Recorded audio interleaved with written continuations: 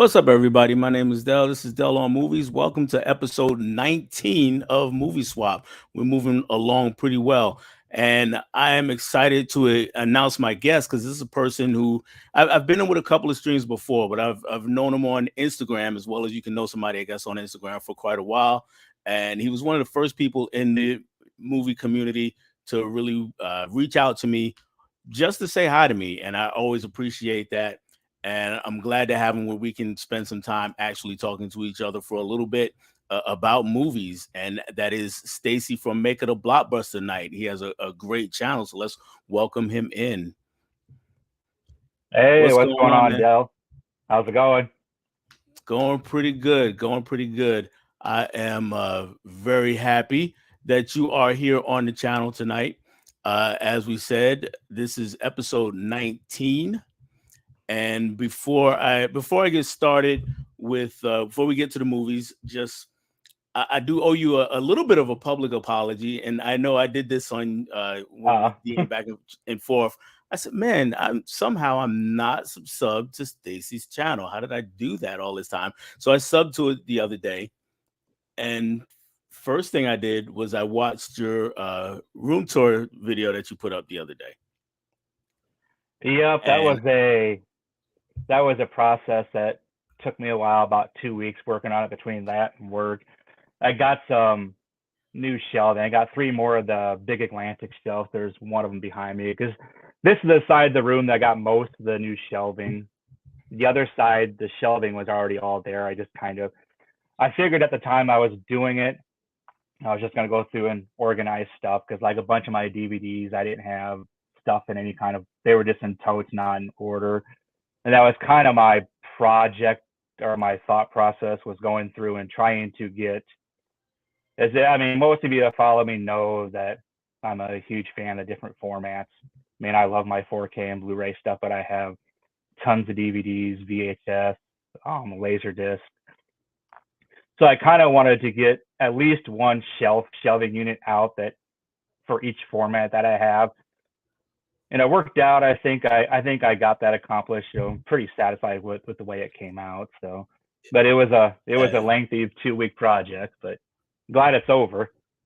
I hear you. But I'm gonna tell you what, you definitely had just about every format that there. I didn't see any Betamax, but I've those are tough to. got um I've got three. They're over there on this shelf. I used to have some back in the day, but you just now I don't find them very rarely. I just found a copy of First Crocodile Dundee, Used Cars, and the King Mutiny at a Goodwill like 6 weeks ago for like 44 cents a each. So I just grabbed them, but I don't come across those very often at all anymore. I Yeah, used to 4 or 5 years ago when I was buying a ton of VHS and stuff. So I think I talked a little bit about that on KB when I was on there with the conversation. But yeah. now it's harder and harder to find VHS now, let alone beta. In my area, there's plenty of VHS now. They're not always going to be in the best shape, but there's plenty of VHS out there. At least in my area.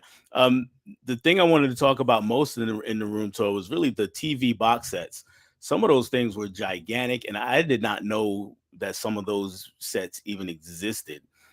Where do you find most of those sets? Um, the DVD stuff. I mean, back they used to do. I mean, we just don't get releases like that anymore. They just don't do that with Blu-ray. I mean, we got a nice. I mean, the Smallville one was fairly nice. Supernatural was fairly nice, but we just don't get the awesome collector sets like they did with DVD back in the day. Most of those, the DVD ones that I showed off that people saw, most of those are just ones I find out thrifting. I'll come across them at Those, Goodwill, half price books. now, Um, half price books I could believe, but the thrifting, I've never seen anything like that thrifting in my area. Those sets are pretty, and I mean, now I'm watching them on my TV. I didn't watch it on my phone like a lot of YouTube videos. I had you up on the TV, so maybe it was because of the TV, but some of those sets look massive. yeah, they're fairly. they're big box ones. Like I said, I'm trying to think. I think I've got most of my DVD ones on the other side. Most of my Blu-ray stuff is up here, but I mean, there's some of that Blu-ray stuff that's got big boxes. Like I said, Smallville, Supernatural, The Sopranos is a fairly decent sized one. The Batman original '66 series, but yeah, it's hit and miss with TV stuff. Like this week, I found so much TV stuff thrifty. I just picked up yesterday. I picked up all 5 seasons of Leverage, all five or 6 seasons of White Collar for like $2 a season. Picked up a bunch of stuff today too for $2 a season. It's just hard. It's hard for me to pass that stuff up for that kind of price, but I hear you. Now, I'm not much of a TV collector. I think all total, I might have 10 or 15 TV series in my collection. But you had a bunch. Is it safe to say you're as much a TV collector as a movie collector? I would say I probably still collect movies more because there's just more of it out there. I love buying my TV stuff, but I'm so bad at watching. I mean, I have hard enough time getting time to watch movies. It's like TV shows, I'll buy them and they just kind of sit here. But a lot of the older stuff I've seen before, um, but I would say, I mean, I like having a pretty decent TV collection. Like I said, because we just don't get that stuff anymore. We just don't put that stuff out on Blu-ray anymore because it's so cost Right, effective, and they're not gonna they're gonna put stuff out that they're fairly certain is gonna sell. for sure. Like I just bought, I think the most recent one, I bought the Cheers box set that came out like a month ago. That came out Okay. that came out on Blu-ray, but outside of like not a lot of the majors. I mean, Mill Creek does it once in a while, but we don't get a lot of the major studios doing TV stuff. I mean, you'll get the Star No, Trek stuff. Star Trek stuff's come out, and then you'll get your random shows like Supernatural and Smallville. They know they'll probably sell enough of them that yeah, it's got to be a smash hit or something that is still a big part of pop culture, like maybe a Seinfeld to get that treatment or something yeah, I'm like that. But surprised. I'm really surprised that hasn't got a Blu-ray or a Blu-ray release yet. I see. I think I Kino Kino's putting out like the first season of Monk on Blu-ray, just the first season, which was kind. I thought that was kind of bizarre, but I guess we'll see if yeah, it sells or not. yeah. Did you ever watch Monk? I always was a fan. Um, I've seen episodes, never like I never watched it from beginning to end, but I used to watch it when it was on USI. Because I think it used to come on. It used to be on either before or after Raw, so I'd always catch it like before Raw came on or after Raw, because Okay. it was one of those Yeah, it was USA always shows that. yeah, it was always on late whenever I watched it. So it was one of those shows that I like to watch, but I never went out of my way to find it Yeah. to see it. But I always liked it when I did watch it, though. All right. So next thing is the name. Make it a blockbuster night. So first, I had to have to show you that I have your name on my shirt here. Make it a There you go. blockbuster night. Nice. Now, are you like me? Are you an ex-employee or just big fan of Blockbuster? Ex-employee. I worked there for in the video rental business probably a total of 13 or 14 years. Over 10 Okay. of that was at Blockbuster, and then I worked at a couple of smaller chains that one of them Blockbuster ended up buying at the end of its time, so I ended up going back to work for Blockbuster. But yeah, I was Okay. there for 10 years. I started just as a CSR customer service rep, probably back in, God, it was like probably the late 90s, somewhere between Mm, 96 and 97 maybe. Um, Worked there for, I say, over 10 years. I ended up going up through the chain, I ended up managing three different stores actually, two in the town that I work now, and then one that was like an hour and a half away that I moved for like a year to work there. But okay. Okay. I was just a CSR when I was there. I was there for a couple of years, near the end, really. Um, w- at the time. Netflix was just coming about, and this was when they were sending DVDs through the mail was their primary mode of business, Yep. and it We was tried to do. weird because yeah, Blockbuster tried to Mhm. do it for a Yeah. bit, Yep. charged way I more remember money for the that. same service, Yeah. and Yeah. and then they go ahead. Yeah. You can finish, and I'll go ahead. Yeah, well, yeah, I was just gonna say they charged way more money for it. And they had most of us employed. They highly encouraged us employees to join to become members. Yep. So I did that for a while, and it was weird. You get in meetings with the managers, and I mean, it's a trickle down from up top to the managers, then to you, Yep. but it was a kind of a we're not panicking, but we're panicking kind of meetings all the time. This is because Netflix is month by month, it seemed to be they getting a bigger piece of the pie.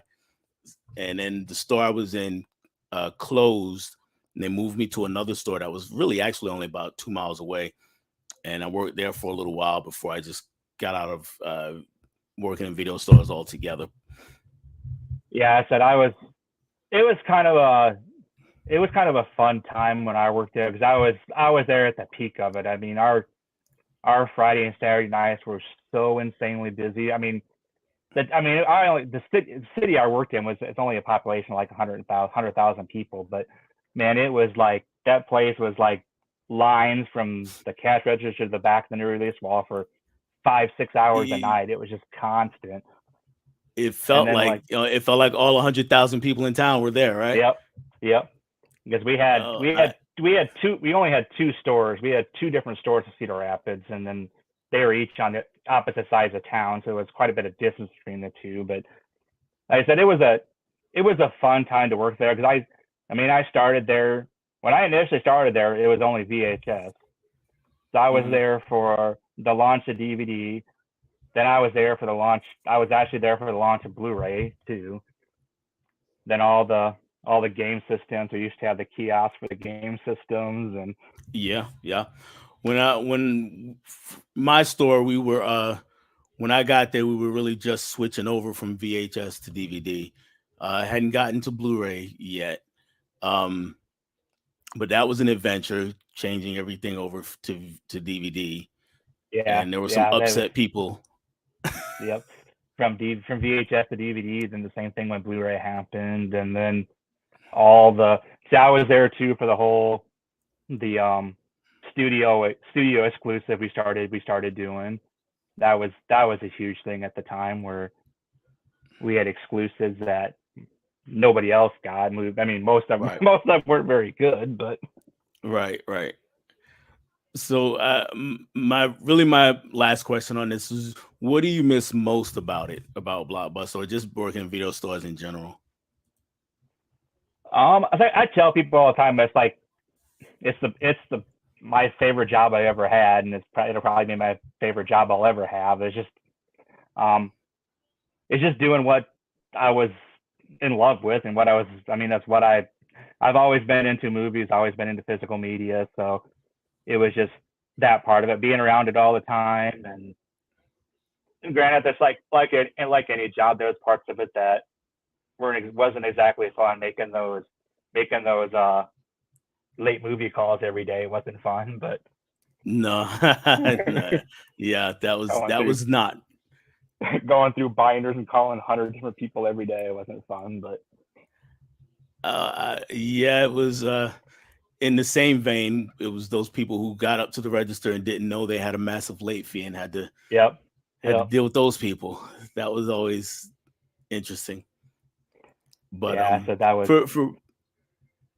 for me, it was the part that I missed the most really was just interacting with customers who were looking for movie recommendations, and yep, talking with those folks, and there were regulars, so you'd see somebody two, three, four times a week, and you get yep. to know their They'd taste always pretty well. they'd always be there Tuesday morning waiting for the doors to open.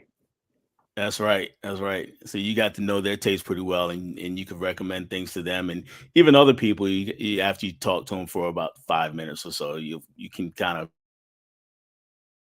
Yeah, and that's and like there was always like making our sections from when we'd have the employee pick section on the new release wall. That was always a fun part too.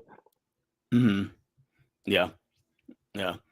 So I enjoyed those, and I'd say I had a pretty good hit rate. Most of the time, people come back to me was like, "Yeah, I like that movie you told me to get," or every once in a while, I was like, "Nah, dude, I didn't like that one." It's like, all right, well, they can't all be winners, Yep. but Yeah. You're gonna strike out once in a while. yeah, you're just gonna strike out once in a while. All right, let's see who's hanging out with us. We got a few people, and I know there's another big stream here, so I'm really talking to the people who are catch the replay, as well as my friends out here in the chat. Definitely sub up to Stacy on Make It a Blockbuster Night, and of course to my friends in the chat. All sub to each other. Great content creators out there, and of course the first name I see is Adrian James. He says, "Hey Dell." Yep. Quick side note. So yesterday, I actually beat Adrian into KB's chat, and I was Uh-oh. in shock. So I think Adrian wanted to make a point. He got here even before I even came in the studio for this chat, for this live stream tonight. So he made sure he was first tonight. What's going on, Adrian? Oh, that's me. Let's skip me. And Holland, hey, Dell and Stacy. Wow, number 19 already. Yeah, number 19 already. We're moving on. We're Hey, getting Holland. some numbers under our belt. Holland says great room tour. I need to finish watching it. Yeah, definitely finish watching it. I had my jaw dropped a few times watching the tour, so I'll say that for you, Stacy. So Good to hear. movies with Ryan heading to bed. I'll catch replay tomorrow. All right, no problem, Ryan. Thanks for stopping in anyway. And we're just saying good night to Mr. Ryan and hey to everyone. And Bob Scotty, Story 2 begin filming next Tuesday. Story 2, what is he referring to? Do you know? I think I don't know if it's a movie he's working on. I always see him posting that stuff in the live streams about some movie. I think it's something he might Some be movie working on, he's been directing, or yeah. directing or working on or something. Right. Some more highs back and forth. Alan says, yes, Stacy, I remember seeing Monk coming near Raw, but I never watched it. It's a good, quirky little show. I was pretty certain. I think it used to be on after. It used to be on after Raw. It used to be one of those shows. It used to be Raw. Burn Notice used to be on after. Okay. I wasn't a wrestling fan. I'm still not a wrestling fan. So the Raw Association doesn't mean anything to me. It's just channel flipping and hey, there's Monk. Let's stop and watch. Yeah. Double feature podcast. Hey, Mika or Mika. Kira. She says, hi, everyone. Yep. And she also says, I miss video stores. The highlight for me was picking out a movie every Friday night and snacks. Absolutely. And there was, if you worked in Blockbuster, or even if you just went to Blockbuster every week, you knew that there was a distinctive Blockbuster smell that just don't get in even other video stores. It's crazy. Yeah. I got great recommendations from other customers. Spicy 4K action is in the house. What's going on, Spicy? Spicy? Yeah. And again, we got a lot of people saying, hey, back and forth. And I know you're going to like this question. Is that a Padres hat? Woo. Yes, it is. Pretty diehard fan. It's been a struggle both, and but it's been frustrating. Hopefully they'll get it turned around. Yeah, it's cyclical. Baseball is cyclical. Go through stretches where you're really good, then you go through stretches where you're really bad. And up there's Kira. Hello, all. Yeah. And they're saying hi back and forth with Spicy. And all right.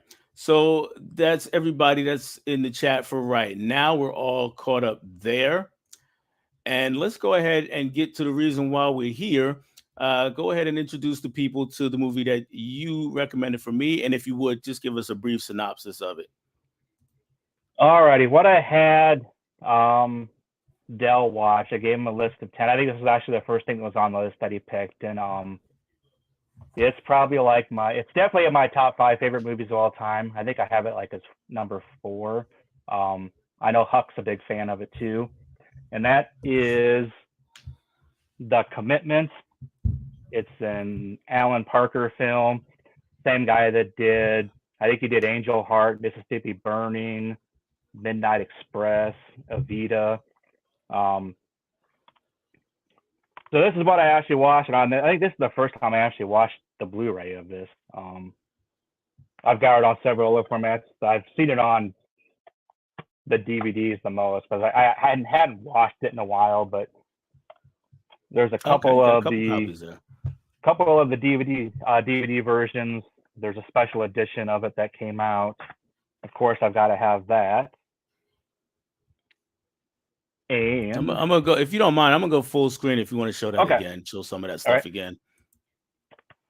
I'll start with, there is, of course, I've got to have the VHS. So there's the VHS of it. And then there's 2 DVD releases that I know of. There might be, I don't think there's another one, at least not in the States, but there's the first release of it that came out, beat the glare there. And then there's a special edition of it. This one is a 2-disc one. It's pretty nice. It's got some nice artwork and stuff on it. So. Oh, that does look good. Yeah. And of course, I've got to have the Laserdisc as well. So there is that. Looks good. And then, like I said, what I did watch it on last night was I rewatched it on the Blu-ray. And like I said, I think this is the first time that I've actually watched this Blu-ray. Trying to think when this came out. It's an RLJ release, so it's probably maybe. Well, I guess it was the 25th anniversary, so I'm thinking this was. Now I'm trying to remember what year this came out. I want to say this is probably like a release that's from 4 or 5 years ago, probably. I want to say it came out in. Now I'm going to have to look that up and see when this actually. I know it's in the 90s. I think it's the early. I want to say early 90s. I'm going to pull it I up want here to in say just a second. 92, but it might be 94. Let me look. According to my letterbox, it actually, nope, if I can actually get there. There it is. It came out in 91, according to 91. my letterbox. So Yep, 25 years would be what, 2016?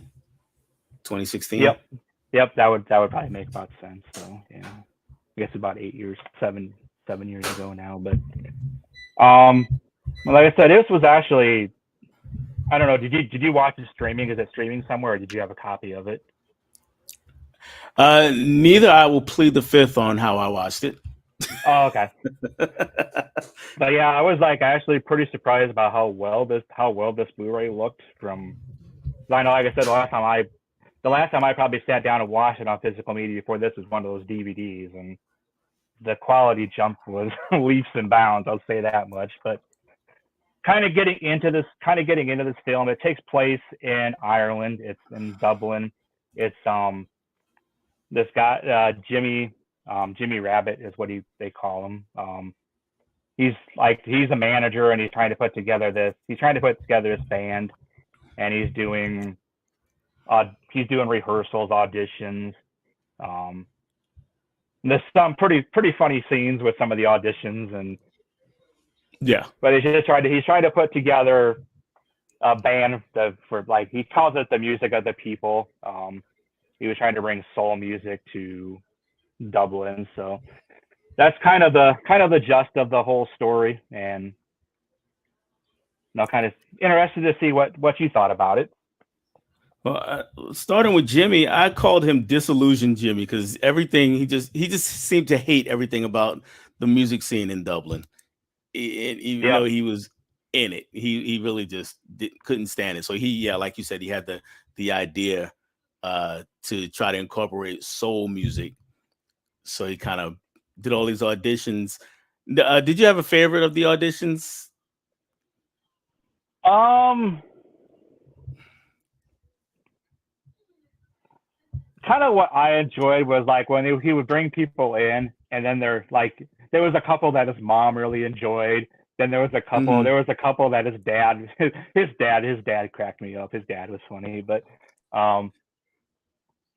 Yeah, probably like those. I mean, you go through so many of them so fast, and there's such a wide wide variety of people coming in and types of music, and then the kid outside the window Yeah, who yeah. he wouldn't sing outside, so he's like, okay, bye. Yeah, and I when it first happened, yeah, I was taken aback, like, man, you're not gonna just let the kid in. But then after a moment, I kind of thought about it, and I was like, you know what? If you're looking for somebody who's hungry, who really wants to do it, they're gonna sing wherever you ask them to sing. Yep. So he might not. You don't want it bad enough, so I'm not gonna waste my time with it with you. Um, eh, One of my favorites was it was a guy who was sitting in the living room. I think he was playing the guitar, and at this point, Jimmy was just kind of watching, seemed kind of mesmerized by the kid, and Oh I, yeah. I thought that was yeah, I thought that was a really good scene. Um, so he puts this band together, and the lead singer he gets from the wedding at the beginning of the movie. There's a wedding, and this guy's up there. He's singing his heart out, but as he said, he's what did he say? 14 shots in or something like that. Yep. and and he's like, yeah, I was embarrassing myself and da da da. So he says, you know what? Just still, you still got it. So he gave him that role and get some other various musicians and singers together. Yeah, and And the interesting thing with that, because the lead singer, the main singer, is, I mean, there are some backup singers that actually right, sing full songs as well, but his name was Deco.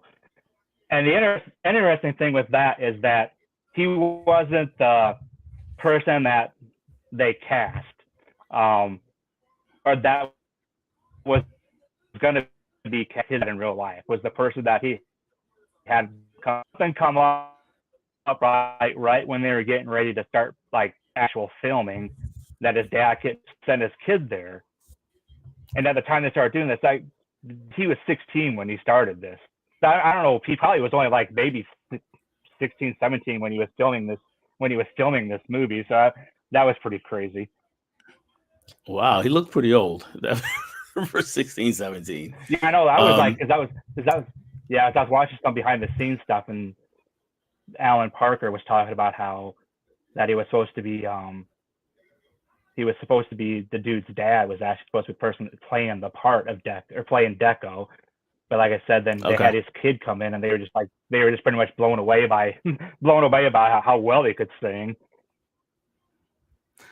okay. So that kind of answers my question. My question was really, was that actually him singing? So Yeah, all of them actually did the real singing. They went out, like, I think for the 5th and 10th year anniversaries, they got together and they actually went out and performed. They did some shows. I know they did something in Chicago one time.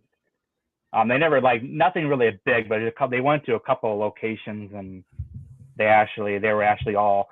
And the funny thing is too, because I was watching some more of the behind the scenes stuff, is that there's a few of the people that were end up being in the band had some musical background. A couple of them were in smaller bands, but Jimmy was the actual, like, real musician, and mm, he ends up playing a manager. He doesn't have a singing part, but wow, they were talking about the first song that comes up at when the movie starts. And I can't think what the song was now, but it's actually him singing it, oh, because okay. I didn't know they were that. talking about it, like, because Alan was like, well, since he's a musician and not being able to play like the musician in the movie, they let him he got to be the lead vocals on that first song that starts playing at the beginning of the movie. Now I can't think what its song was, but Okay. And guys, I notice I'm looking down quite a bit here, and it's not because I'm not trying to pay attention to Stacy or to you guys or anything like that. I'm actually trying to look at some notes down here in my phone. And so at the same time, um, so just ignore that if you see me looking down quite a bit. Um, so let's go back to Jimmy. What did you think of his performance overall? I mean, I liked him a lot. I thought it was kind of interesting. I always get a kick out of when he's like interviewing himself to get prepared for Yeah. when the band makes it big. It's always ready to talk to the Rolling Stone magazine or whoever's going to come over and interview him. So those are always funny. And then his dad or whoever's always giving him crap. He's in the bathtub talking to himself. Those were some of my favorite moments when he's doing those. And you would think he would only do that when he's by himself. And he would mostly start it if he was by himself. But if somebody came around, he would just keep on going. He wouldn't stop. Like, if it were me, if I'm talking to myself out in public somewhere and people start coming around, I'm going to shut up and really not say anything for a while. But he just kept right on going. And whoever came in his vicinity, he was just like, keep doing the interview. Wait, I'm being interviewed here. Don't bother Yep. me right Yep. now. So, but overall, I did like him a lot. He the glue that held the things together, both uh, both in the story and Yep. the movie as a whole.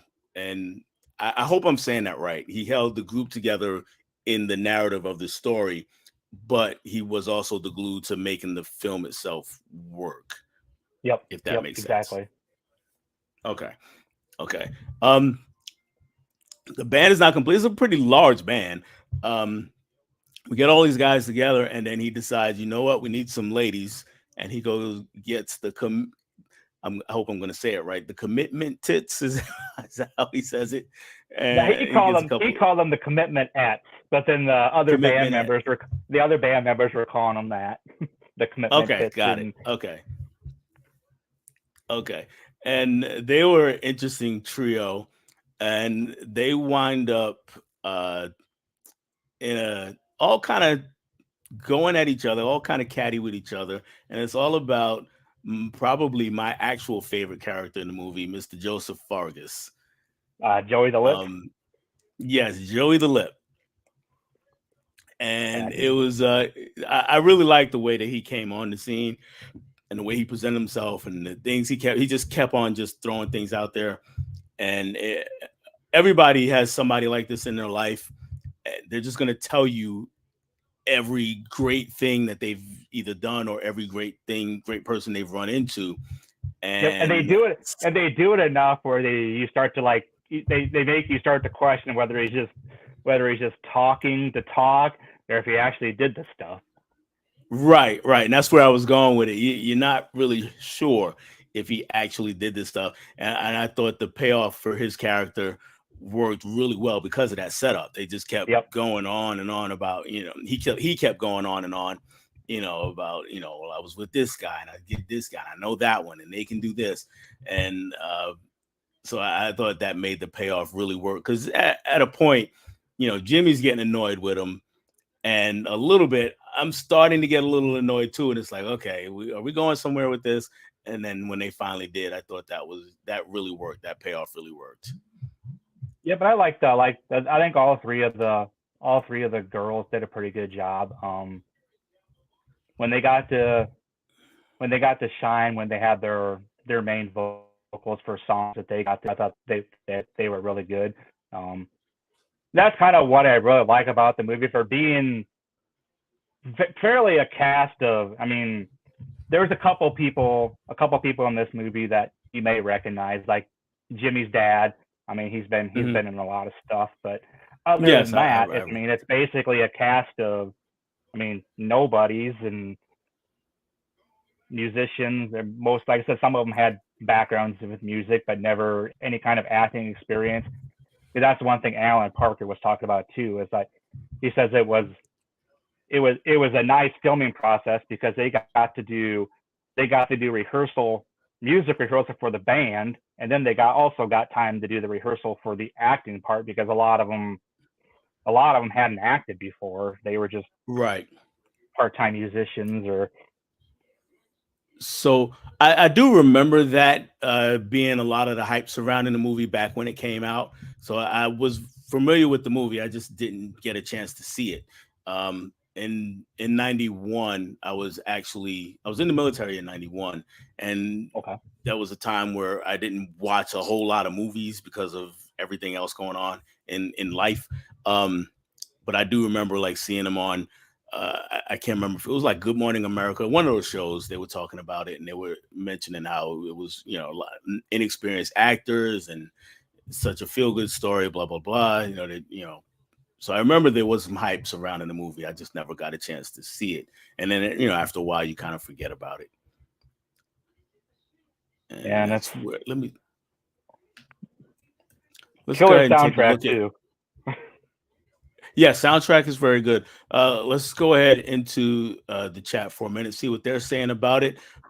Mika's never seen The Commitments. Holland's never seen The Commitments. Kira has to add The Commitments to the watch list. So I'm not alone. Eager to see, haven't seen. So not alone. Yeah, I don't think it's one of those movies that the people that see it and love it. Then there's like a lot of people that, like I said, I think the only other person out of all like the '90s stuff that I saw mention it and all of Tim's stuff was Huck, and Huck had it fairly high on his list too. Yes, he did. Bob is here. What's going on, Bob? He says, "Hey, Dell and Stacy, just wanted to say go Cubs." I guess he's taking a shot at you because I'm an American League fan. I'm a Yankees Yeah, he fan. won a. We had a bet and he won. Ah, The okay. Cubs won the season series 4-3 against us. So I have to buy him a This Blu-ray. season series is already over between those two teams Yep. in June. Wow. Yep. It, he says that's what Yeah, you say. He says baseball how y'all schedule is doing. it's kind of weird now. You play It is. everybody. You play everybody at least once now. Yeah, yeah. And I'm old enough to remember when American League and National League teams didn't play each other at all during the year. Yep, me too. Yeah, so it's a wild new world out here.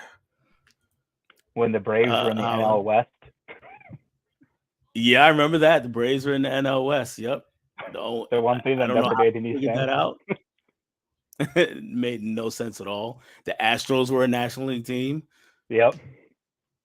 The Brewers were an AL team. Brewers were an AL team. Yeah. You got a favorite Padre? Of all time, it's Tony Gwynn. Okay. That makes sense. I mean, like we've talked a little bit about it before. Or at least we've exchanged. Yeah, I Yeah, grew up. Even though I'm a Yankees fan and on the East Coast, I just loved watching Tony Gwynn hit. yeah. He was amazing. Gwynn and of all players, it's Gwynn and probably Hoffman is my other. Okay. Nothing wrong with Hoffman either. That's a good choice. All right, Bob says Kira Mega, best twins ever. I would agree. And there's Holland. So we got everybody just saying hi back and forth. Tiana is here. What's going on, Tiana? She says, "Hey everyone." And she says she's chasing you tonight, Holland. All right, must have seen him in another stream. No, and she says, "Sorry, I'm late." Tiana, you are on time. And if there's something you want to see, just go back and catch the replay. It's all good. To finally restraining order. Yeah, Holland's following the restraining order. All right. So I'm looking to see if there's anybody else here that I have not mentioned yet. And here's Emmett. Emmett, have you seen Spider-Man Across the Spider-Verse? We were just talking about that. Actually, before we came on, we talked a little bit Yep. about it, and neither one of us has seen it just yet. We both Hopefully, may I'm see going to it go see tomorrow, it though. tomorrow. Yep. Yeah, hopefully we'll both be going to see tomorrow. Emmett's asking me, what did I do in the military? I copied Morse code. I was part of military intelligence, so very low level. So don't get any ideas. I wasn't on 24 or anything like that. but anything more than that, I have to kill you if I told you one of those things. Huck is here. Hey, What's Huck. going on, Huck? He says, "Hey, friends, just got home and tuning into another great movie swap. You know I'm a fan of The Commitments." Yeah, we were talking about that, Huck. James is here. Says, "Hello, Dell and Stacy and everybody. Didn't know you had been in the James. military. Thank you for your service." I tell people all the time when they say thank you, I appreciate you thanking me for your service. But I didn't do a whole lot. I always tell people I got to spend 2 years in Hawaii, and I got to hang out and party a lot. So, so to save it for people who actually went out, and I had people in the first. It was when I was in the first Gulf War broke out, and I did not have to go, but I did have some friends in my unit that did. So I got still got to stay behind and hang out. So I thank them as you guys are thanking me. I take it for those guys. And the film sounds good. I'll be adding to my list as Amika. And we got some Hayes back and forth going on. And let me scroll down to see if anybody else has popped in. Doesn't look like it.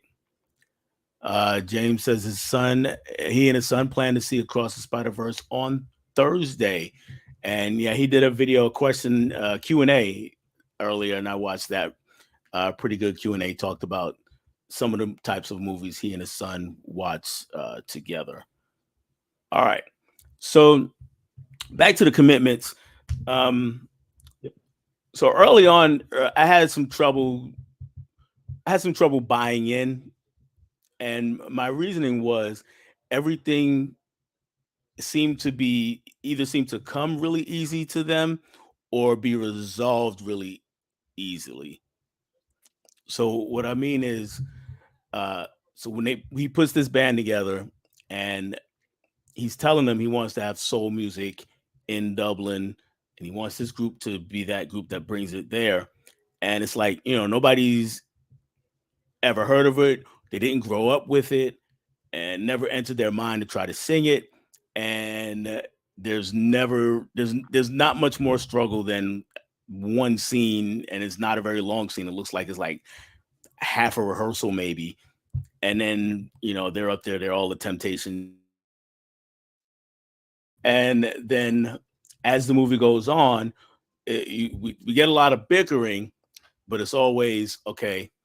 They bicker, they argue, and as soon as the lights come on, as soon as they go on stage, everything is fine. They knock it out the park, and then they bicker a little more, but it really never seemed to amount to anything for a long time.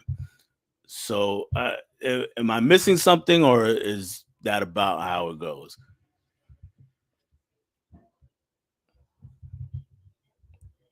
Stacy, can you hear me?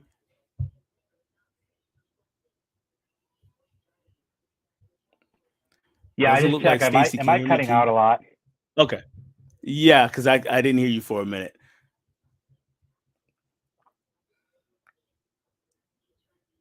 Yeah, I think you're frozen right now. My internet's being buggy, I think.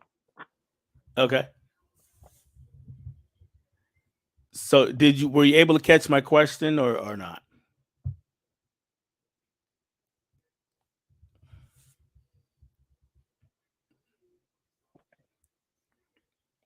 All right.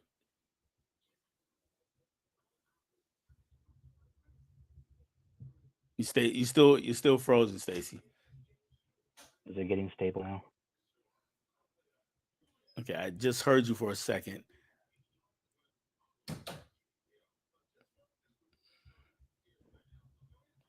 All right. Let me see.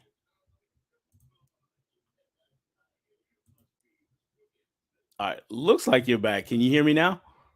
Yeah, it's a little. I think my connection is kind of unstable at the moment. We have yeah. I said it's a little unstable. We have a kind of a crazy storm going on right now. So I think it's messing with my internet a little.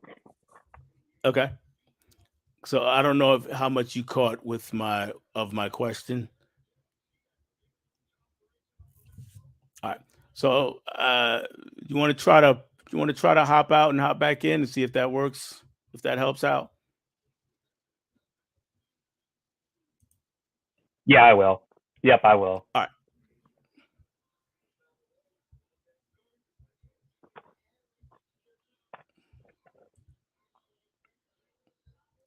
All right. While he's doing that, we just got one or more. I had a couple questions. Emmett asked, "Did I have to go to battle?" And no, like I said, I was uh, in when the first Gulf War broke out. When first Gulf War happened, the whole war lasted 34 days, I believe it was, and I was not infantry, so I was not sent in.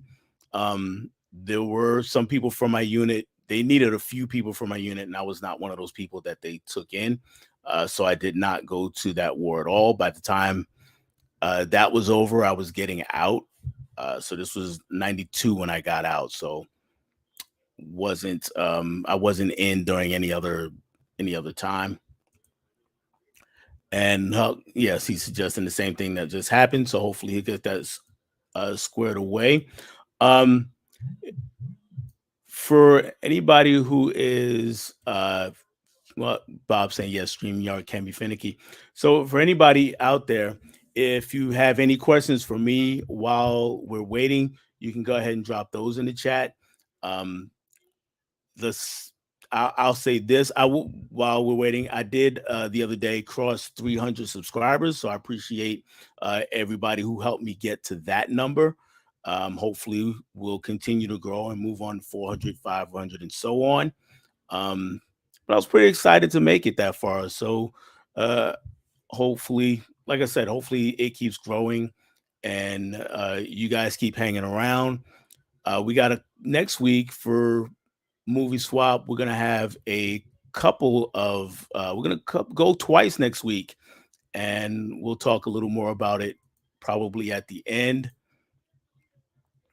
Did any of your friends die in battle? Emmett, fortunately, none of my friends died. And if you remember that, I don't know how old you are, Emmett, but that war, very few American soldiers died, and most of those were accidents on our part.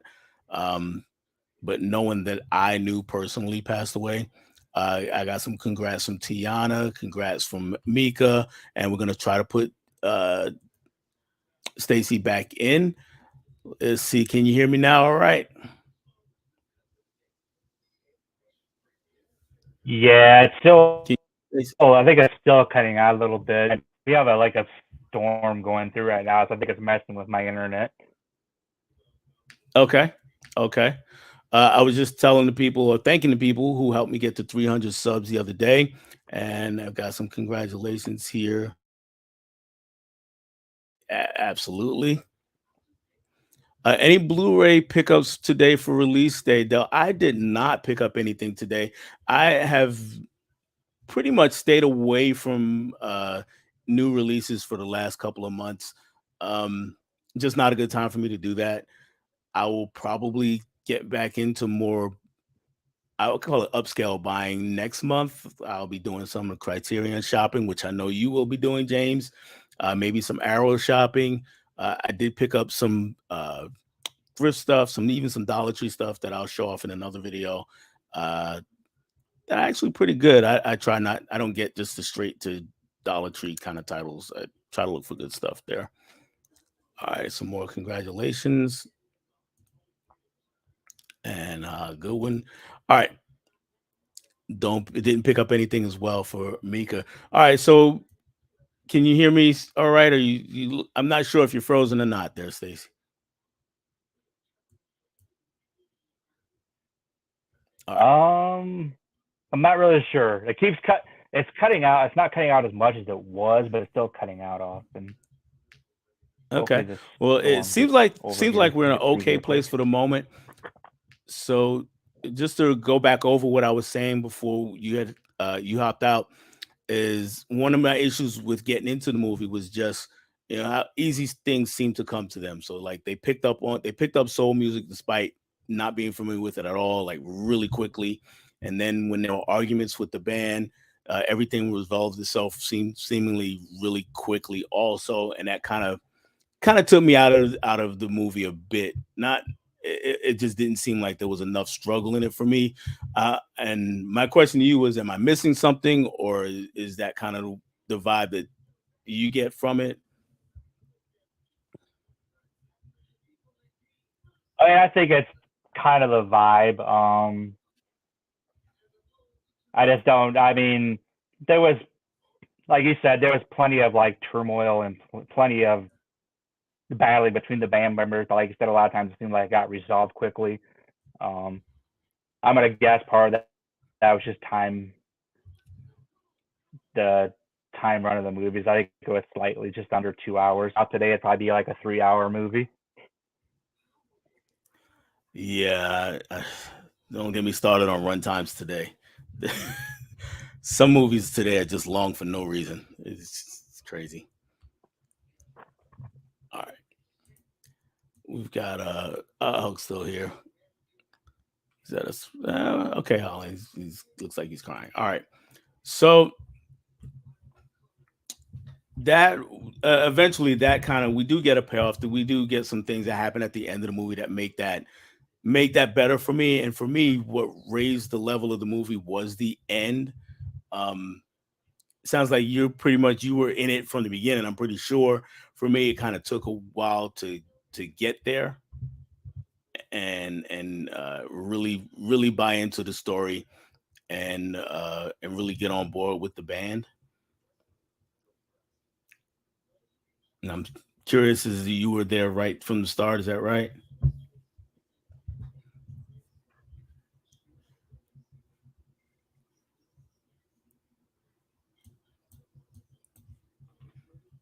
All right. Sounds like we're still having some issues, and let's go into the chat and see while we're waiting for Stacy. He just looked like he got knocked out, but we can continue chatting and hopefully he'll get it together and we'll get to the other movie soon. Mika, yes, movies lately tend to have longer run times. It's okay. It makes sense for film. Now, all right. So Mika, for me, the runtime has to be justified by the story. Meaning, if I have a movie and the story could be told in an hour and 45 minutes, my movie doesn't have to be 2.5 more hours long.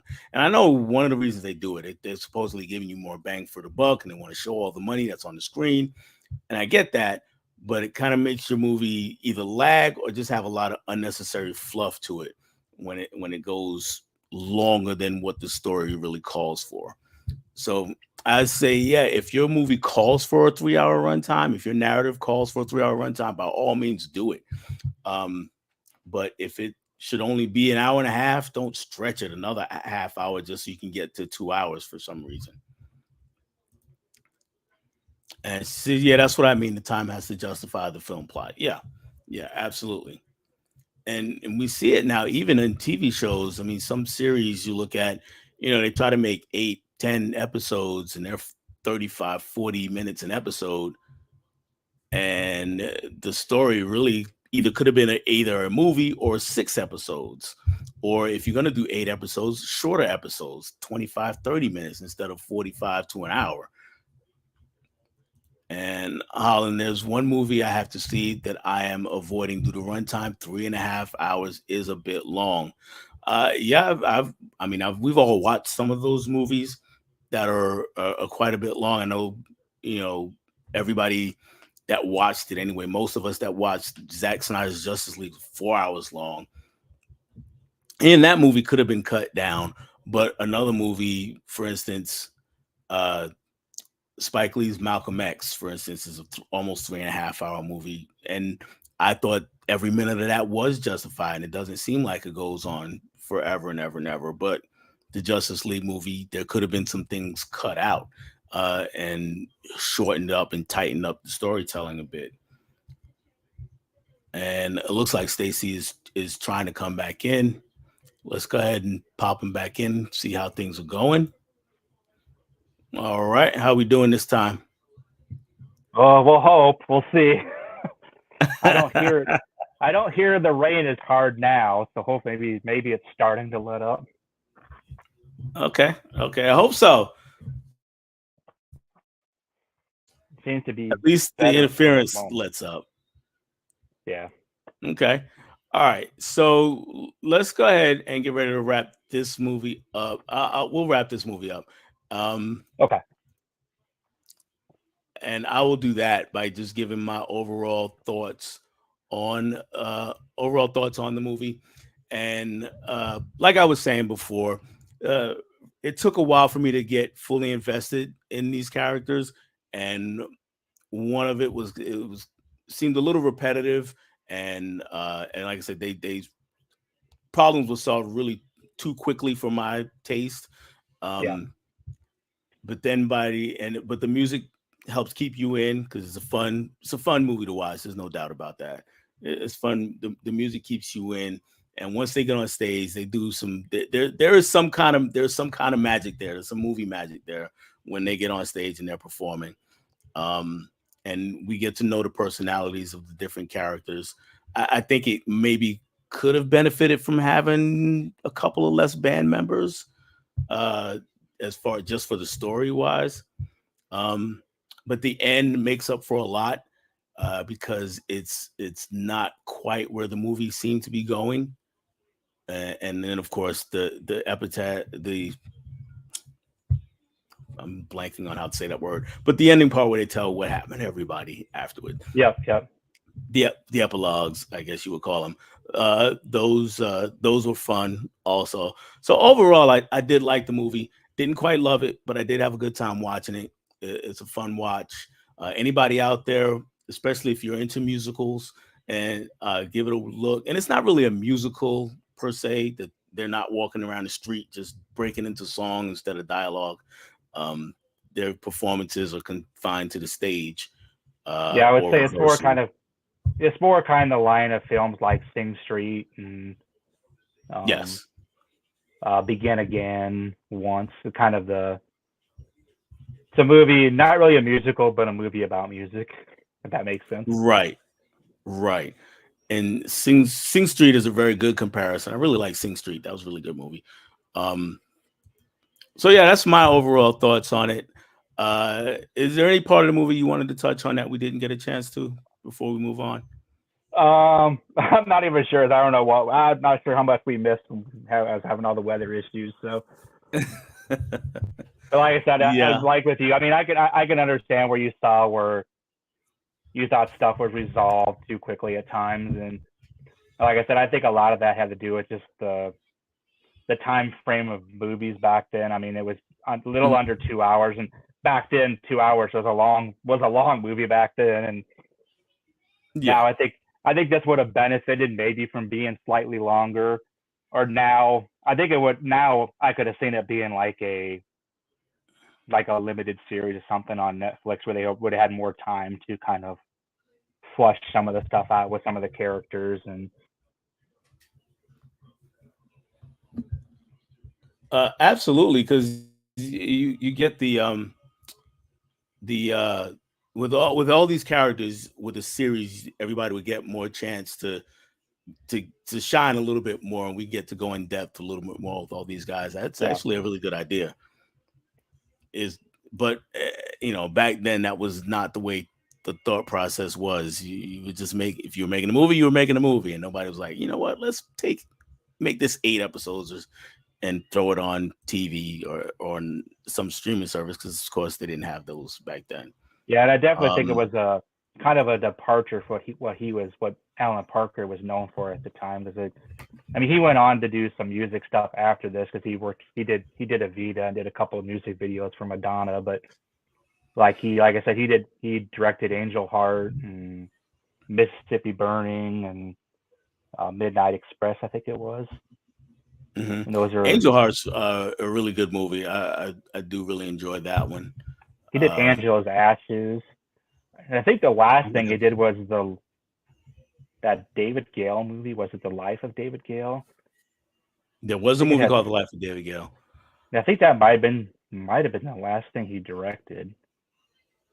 Okay, I haven't seen that one. I saw Angel Heart. I saw Evita. It's been a really long time since I've seen Evita. I don't really remember much of it, other than Yeah, I don't Madonna remember much being about it. Evita and Mississippi Burning. Believe it or not, I haven't seen. One of these days, I will get to that. And Mika's telling me that it is a great film, no doubt. All right, so let's switch gears here, and we're gonna talk the movie that I recommended for you. And Yep. my movie, I only have one copy of. I'm not a double dipper anyway, but it would be nice to have the ability to get more than one copy. This has only gotten one release ever. It's a DVD release. Anytime somebody asks me about movies that need to be on Blu-ray at least, and I think this will benefit from a 4K tremendously, I bring up this movie. and that movie is Dead Presidents. So That's the only there one you that go, get. same copy. So in Dead Presidents, we meet Lorenz Tate is the main plays the main character. He is not the main character. He plays the main character, and he is when we first meet him, he is about to graduate high school, and his name is Anthony. By the way, I was just double checking that. But yeah, when we first meet him, he's about to graduate high school. It's the late '60s, and juvenile delinquent might be a little strong, but he's definitely heading down the wrong path when we meet him, and he hangs out with a tough crowd, and his mentor, so to speak, is a guy named Kirby who runs the local pool hall, but he's also kind of a gangster kind of guy who's got his hand in a little bit of everything, and that is he's played by Keith David. So we see him ride around with Keith David for a while. And the big thing though is that after high school, when he does graduate, he goes to Vietnam, and he's there for a while.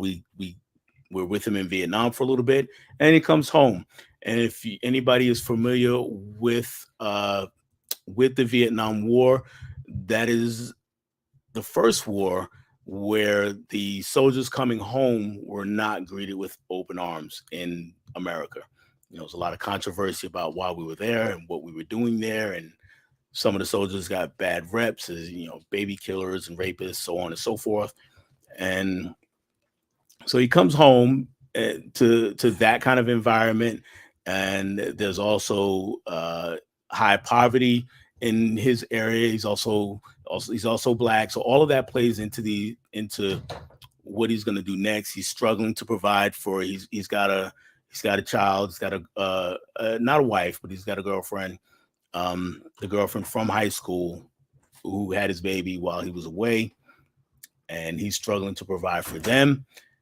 And they decide that, or he and his friends decide that, well, it is we're gonna pull a heist, and I'll leave it at that. I've told you probably way too much, but we'll leave it at that.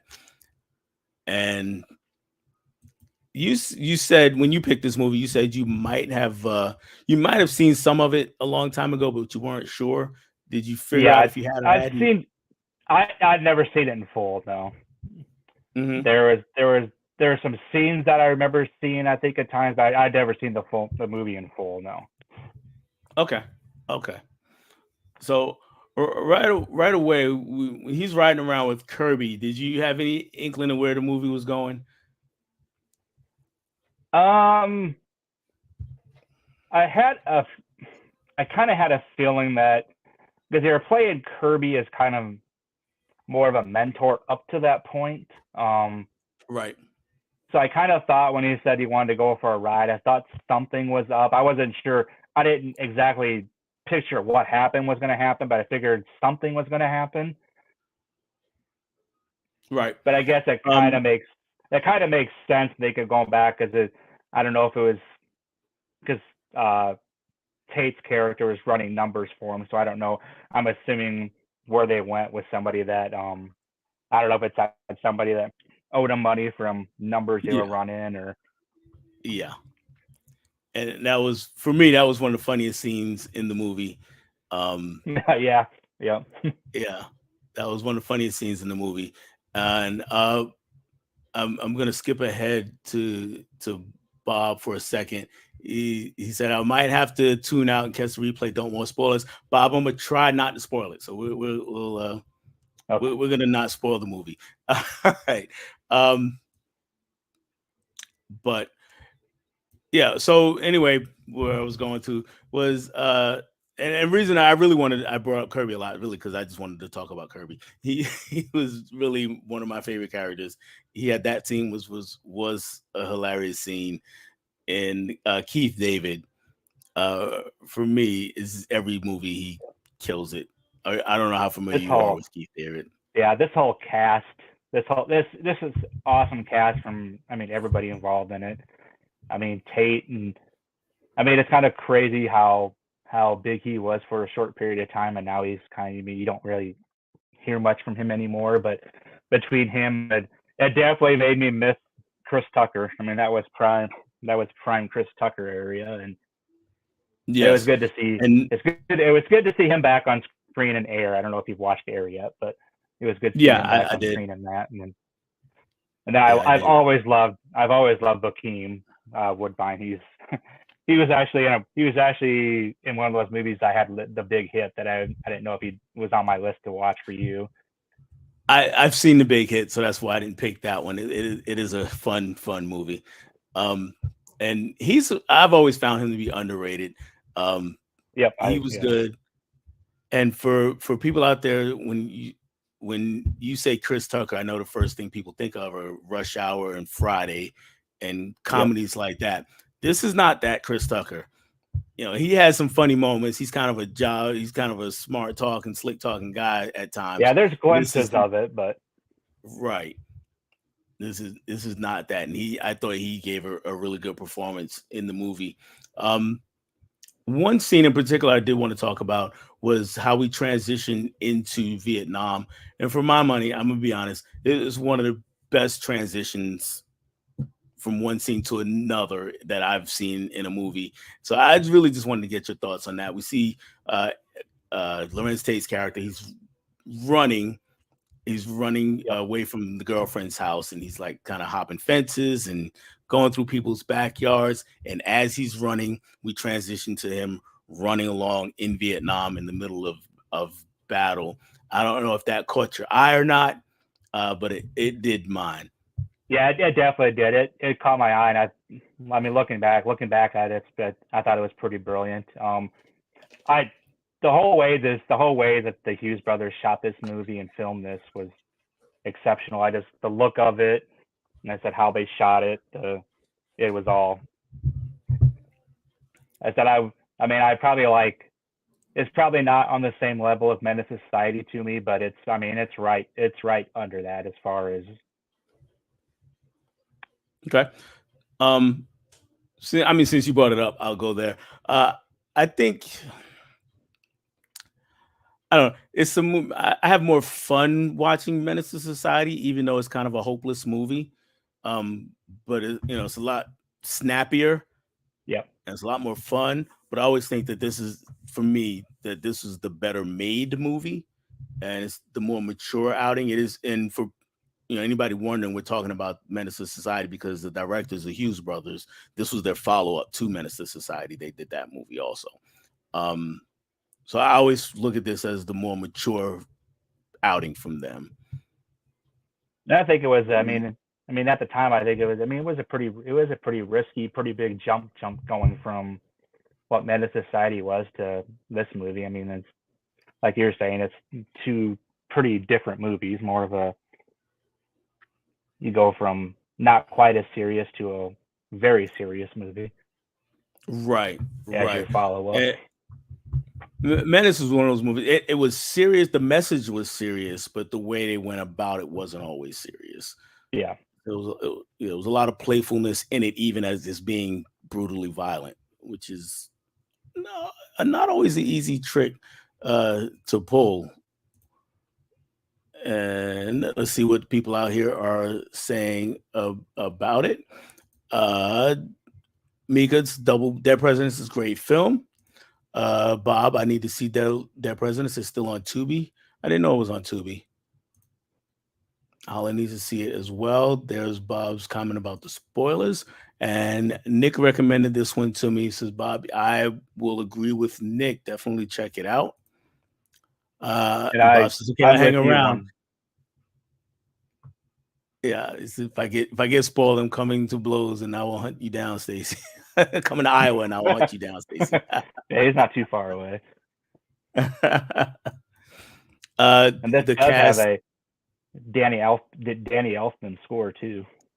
yes, of the Batman, of not the Batman, Yep. but Batman 1989 fame.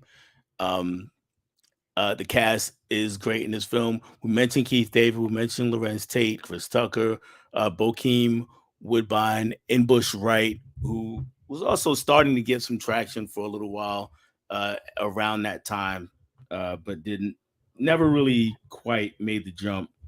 Well, I thought it Freddie is it. Rodriguez. I mean, I read somewhere. I think I remember seeing this. That wasn't Jada supposed to play one of the lead roles, but when I believe so. Tupac got fired from Menace to Society because he got into a fight with the Hughes brothers, that she backed out, refused to do it after that. I've heard that story, but I have heard that story though. And it wouldn't surprise me because they did like her in Menace Society. She was good in it. Yeah. Bob, I might watch this tonight. If Mika, Dell, and Nick say it's good, it must be good. Got my guarantee on it, Bob. And Mika's backing me up again. She's agreed that the transition between scenes was great. Yep. This film is the mature film. I would say it's more gritty. That's Mika also talking. The master of all movies, Presswood DVD collector, is here, otherwise known as Sarah. I think might be Sarah's first time in my chat. I've been following Sarah for a little bit. She's followed me back, and go check out her channel and show her some support. Also, she's definitely willing to support all of you guys. Um, so thanks for being here, Sarah. I really appreciate it. And just to let you know what we're talking about, earlier we talked about The Commitments, movie from the 90s. 1991 is another movie. This one's also from the 90s. This is Dead Presidents that we're talking about now. So what did you think of the war scenes when we got to Vietnam? I was just gonna bring that up. There was some gnarly kill scenes and death scenes. I'll give it that. Yes. And again, Yes. I thought all the war stuff was shot really. I thought they did a really well job shooting it, and Yeah. but yeah, there was Yeah. a couple of those kill scenes or something though. Yeah. And then we got the one guy who's got the souvenir. Yep. That was woo. Yeah, that was. I didn't see that coming when that happened, but No, I don't think you could have seen that coming. That was pretty disgusting. But of course, when he gets back to the real world, he complete 180, and he's somebody else entirely. So- that's the one thing that's another thing I really did like about was the kind of the story arcs of all the characters. They all took the main characters, all the ones that were involved in the war, Mhm, Bokeem, mhm. Tate, and Chris Tucker. They all their character spans all took their character arc was very interesting and Yeah, kind of went different ways with everybody. it was it was definitely some I call it patient storytelling, where they didn't rush things. They kind of let every character develop as the movie, and go through some sort of arc. Not every character, but the main characters, like you said. So I did really enjoy that. And one of those things we got to watch play out a lot was Lorenz Tate, his character, his girlfriend, and their relationship. And would you stick around that relationship, Stacy? No, I was waiting for the whole time that he was going to hook up with with her sister. That's what I was expecting to happen. And I mean, Yeah, they never really hooked up per se, but yeah, I don't and want to go into the too much. tension But is the tension is strong. That's for yep. sure. That's for sure. Sarah said you said hi to me and Patrick live streams. Yes, I did, Sarah.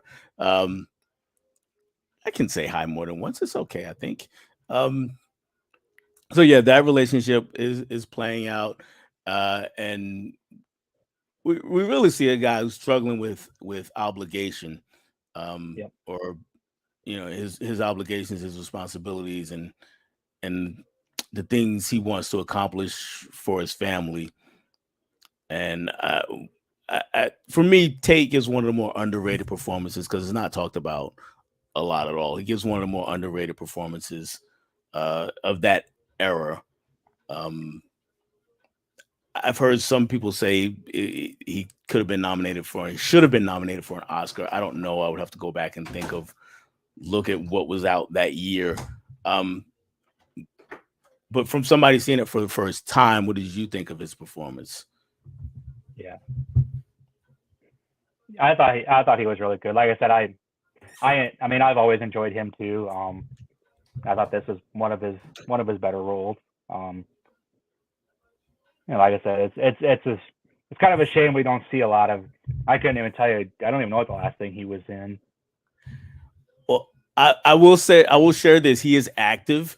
I'm not sure if you're familiar with the Power shows on Stars. Yeah, He I know is the a show. Like regular. I've never watched it, but I know the show. Yeah, he is a regular character in there are several Okay. of these stars, but this is so he's a regular character in that. He has been for quite a while now. So he is out there. He's Yeah, just not awesome. really showing up in movies anymore, which is also a bit of a shame. I would like to see him in more movies. Um, the when we as the movie goes on and these things develop, we also get to see the sister, the girlfriend's sister, and not just how she feels about Lorenz Tate's character, but just her whole metamorphosis also. And I Yep. thought that was really kind of key to the way the movie played out. Um, did you have her as a key, or was there someone else that might have been just as, if not more important, to the way the movie plays out? I think she was, like you said, I think she was rather key. Um, I think I think David Keith's character was pretty um, instrumental in the kind of way the story played out too. Mhm. And then, like I said, and I thought the other friend of theirs, I can't think what his name was in the movie. He came back from the war early. He had the hand issue, and he was Yes, yeah. back. And I think he was.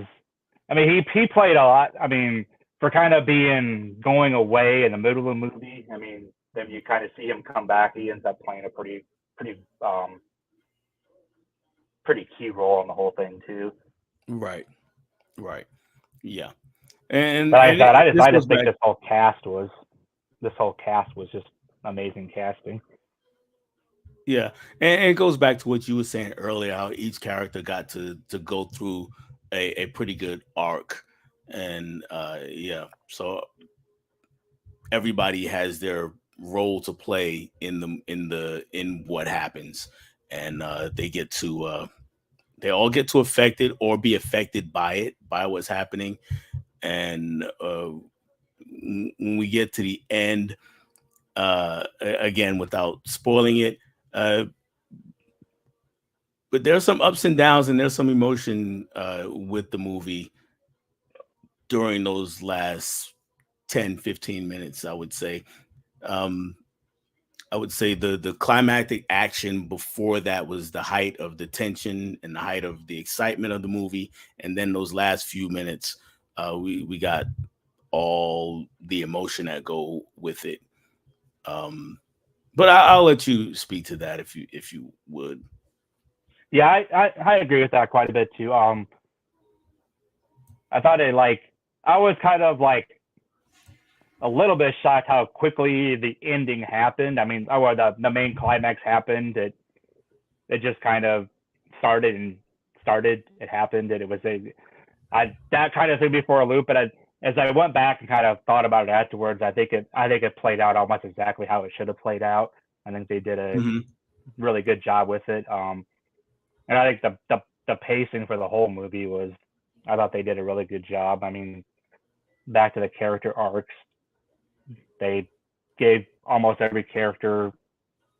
I mean, outside of Tate, obviously he got the most, but everybody kind of got their own about the same amount of time to build their character throughout the character arc throughout the whole thing. And then, like Now, you said, the ending is where the emotion and kind of like Right, realizing of what happened and looking back at the whole situation. right. Now, I'm glad you brought up that you thought it played out how it should at the very end, because what happened a long time ago when this movie came out, um, I actually wound up going to the theater by myself. It was one of the first times I think I went to a movie theater by myself, and saw this, and I was kind of stunned at the very end. And then I thought about it, and then I got home, and my brother, he asked me how was it. I said it was good. I really liked it, and then I guess he sensed that I was still kind of mulling it over a bit. So he asked me another question, and I said, well, you know what? It ends the way it should, but not necessarily the way you want it to. Yep, Is that that makes a lot of sense. Yeah. Yeah. Oh, okay. I just wanted to see if you kind of got that a similar feeling to that. Yeah, Um it's a movie that, I mean, it's an intense movie. It has you from me. It has your full attention from beginning to end. And like I said, the only thing that really, like I said, the only thing that kind of stuck out to me was the whole climatic scene, because I thought it was just kind of, it happened kind of, the whole thing started and ended pretty fast. But then, like I said, going back after it was over, I went back and thought about it. It's like, I was pretty happy. I'm pretty happy with the way they did that. yeah. Yeah. Okay. Okay, let's see what the chat's saying. Have Cheetah Will View is here, and he says, "Hey, what's going on, Patrick? I was just watching his stream a little earlier. I think we're both new subs to each other. Uh, he had on a great guest earlier on. He gets interviews a lot of people that are actually in the industry. So if you're interested in Oh, that at nice. all, check out his channel. I think 3 times a week, if I'm not mistaken, Patrick. If that's right, correct me or let me know if I got it right. Saris's new June release movies coming out. Do I have any recommended movies? There's whatever's coming out. Just there's so much stuff coming out this month, and then this month and next month. Get to the theater when you can, if you can. As far as releases goes, I'm not a person who keeps up with brand new release Blu-rays and 4Ks as much as some of the other Blue tubers. I depend on you guys to tell me what's coming out, like Ken and Sue, and depend on those folks to tell me what's coming out, and then I'll decide if I'm going out that day or not. Couple of Uh, big ones still. I think John Wick and Avatar this month. yes, I do know. I did hear John Wick. John Wick 4 is coming out, so Avatar is this month also. I think it's the end of the month, I believe. Okay, okay. I'm gonna wait as long as I can until my wife makes me buy that one because I was not a fan. That's my there's my hot take. I never saw the first one. I never got Personally, I to don't think you're missing anything. I never got to it in the theater, so I was like, I mean, it's one of those movies to me that's a theater experience. So that I never got to it in the theater. I've never taken the time to watch it. So I just don't think it'll play The, the same at home. no, no, it probably won't. And the first one was an experience for the 3D because this was really the first. That was really the first movie where depth was introduced through 3D. Yeah. So, and I mean, I don't even know how many 3D TVs there are anymore. There's not that many. Who has one, and in 2D, I didn't. I saw it in 3D the first time, and I was like, oh, that's great, but the story was terrible to me. Um, so I don't personally think you're missing anything, but there's something to see just to say, oh, okay, I saw it. I saw Yeah. that. I own it, and I'm sure I'll Uh, buy the new one. But right, right, right. We got some more people saying hi back and forth. And Sarah says, I'm everywhere. Absolutely. Trini's in the house. What's going on, Culture Trini? hey, Trini. It's what's up and what was the swap? Uh Stacy recommended the commitments for me from 91, and I recommended Dead Presidents for him, and I want to say 98, 99, Oh, something like that.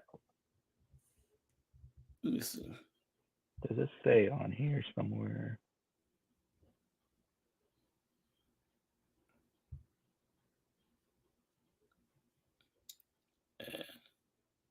Uh, yeah, I'll see if I can figure it out here. I'm looking it up, guys. I apologize.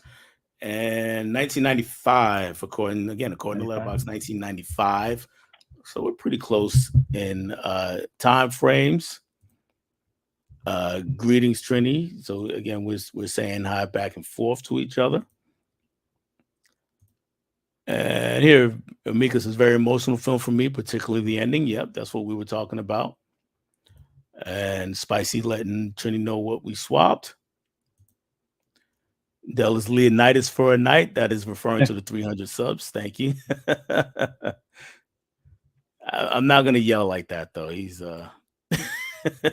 he did quite a bit of yelling. He said 3 times a week, but doing more this month. Okay, as far as his live streams and his interviews.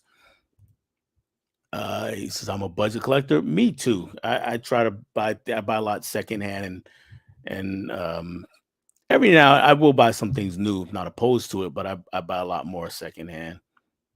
The first John Wick is the best one. I probably agree with that one, but 4 is a lot. All 4 of them are a lot of fun.